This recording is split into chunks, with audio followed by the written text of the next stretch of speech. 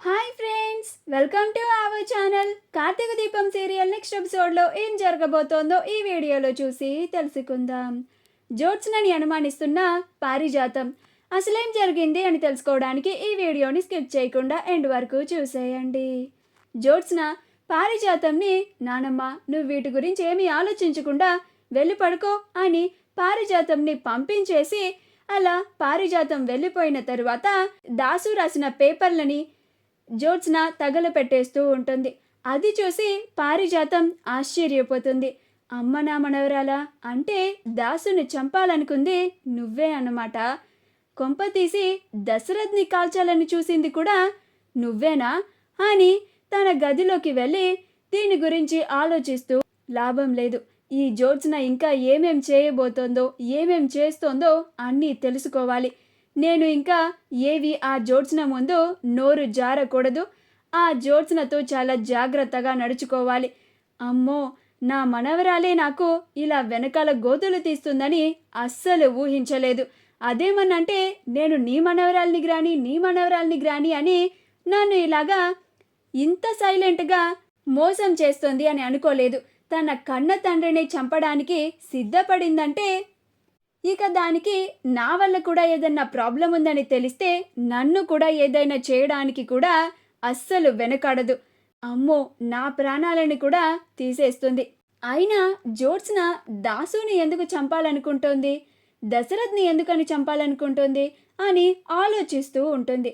అసలు వారసురాలు జ్యోత్స్నకి తెలిస్తే దాసు ఆ నిజాన్ని దశరథ్కి చెప్తాడు అని దశరథ్ని కూడా చంపాలనుకుంటోందా?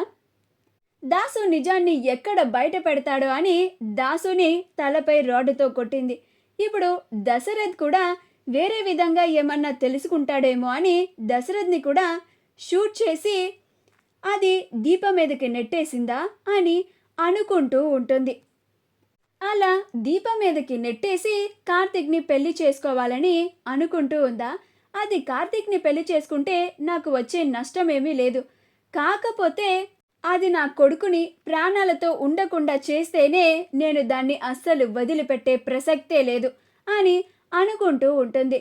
జ్యోత్స్న పారిజాతం ఏం చేస్తోందా అని తన గది బయట నుంచొని చూస్తూ ఉంటుంది.